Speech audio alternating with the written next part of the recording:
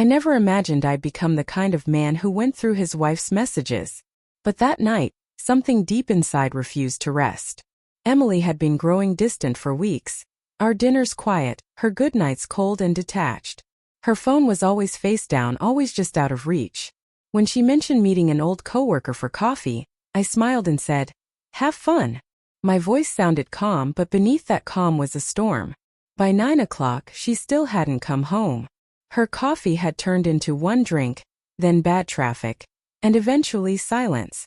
I sat in my car parked outside our house, the streetlights flickering in rhythm with my heartbeat. Every minute that passed, the ticking clock on my dashboard echoed louder. Finally, I opened a location-sharing app I'd once sworn I'd never use. And there it was, that small blinking dot, parked outside a downtown hotel. For a moment, I tried to reason with myself. Maybe she was helping a friend. Maybe she just needed space. But curiosity mixed with fear can drive a man to do things he never thought he would. 10 minutes later, I was on the highway, gripping the steering wheel so tightly my knuckles turned white. The hotel wasn't fancy, the kind of place business travelers stay for a night, with beige walls and faint elevator music. I spotted her car tucked away in a corner of the lot. My pulse slowed, not sped up. It was the stillness before impact. I waited a few minutes, my mind replaying our life together. Our vows, her laughter, the lazy Sunday mornings, the way she used to look at me like I was the only man in the world. And then, uninvited, came another image. That same smile, but not meant for me. I stepped out of the car and walked toward the entrance. The receptionist didn't even glance up as I crossed the lobby. I took the elevator to the third floor, the air thick with cheap air freshener. Room 312. I'd seen the number earlier in a text she'd forgotten to delete. "I'll be ready in 10.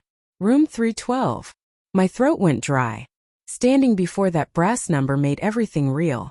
From inside I heard laughter, hers, followed by a man's voice, low and familiar. Maybe someone from her office. I didn't kick the door open. I didn't shout. I just knocked. Calmly. Firmly. The laughter died. A few seconds later, the door opened a crack. Emily stood there, hair undone, silk robe loosely tied, a glass of wine trembling in her hand. The color drained from her face. "Ethan," she breathed. I said nothing. I looked past her shoulder. The room smelled faintly of candles and guilt. A half-empty wine bottle sat beside 2 glasses and a plate of strawberries. No explanation needed. "Who are you waiting for?" I asked, my voice quiet and unervingly steady, the kind of tone a surgeon might use before cutting deep. She blinked rapidly, shaking her head. "It's not what it looks like." "Then what is it?" I asked. Behind her, the bathroom door creaked. A man froze mid-step. His reflection caught in the mirror. My stomach dropped. Tom. Her coworker.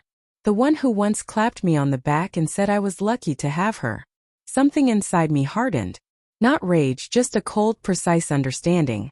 "You picked the wrong night," I said, my voice low but heavy enough to make them both flinch. Tom stammered something, but I cut him off with a glance. "Save it.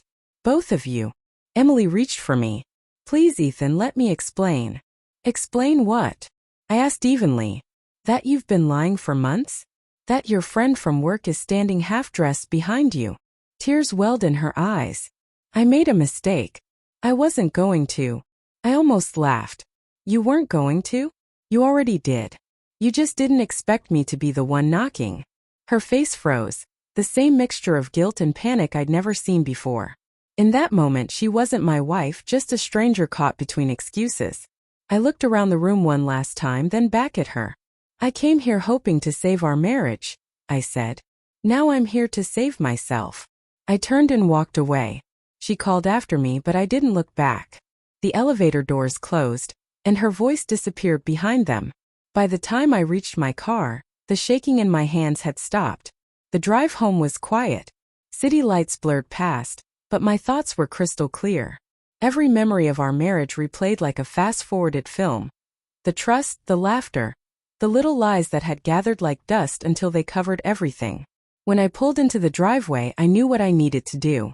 I packed a bag, called my lawyer, and sent one message. "Don't come home tonight. We'll talk through the attorneys." It was the same kind of cold message I once dreaded receiving. But this time it was mine. I sat on the couch staring at a photo from our honeymoon. Us on a beach smiling at the camera, fingers intertwined. For a fleeting moment I pitied that version of myself, the man who still believed love was enough. He didn't know that love can decay quietly, still wearing the mask of perfection. Around midnight her message arrived. Please Ethan. I'm sorry. I'll do anything. I didn't reply. I turned off my phone, leaned back, and let the silence cover me like armor. For the first time in months I didn't feel betrayed. I felt free. The truth hadn't destroyed me, it had reshaped me. The man who once begged for honesty was gone. In his place stood someone who finally understood that loyalty isn't proven by what you say, but by what you do when nobody's watching. As dawn crept in I realized something. Trust doesn't die in a scream. It dies quietly, with the soft sound of a message sent to the wrong person. And when Emily saw me standing at that door, the horror in her eyes told me everything. She knew the story was over. The worst part for her wasn't being caught. It was realizing that I no longer cared. Sometimes the real punishment isn't losing love. It's knowing you'll never earn forgiveness,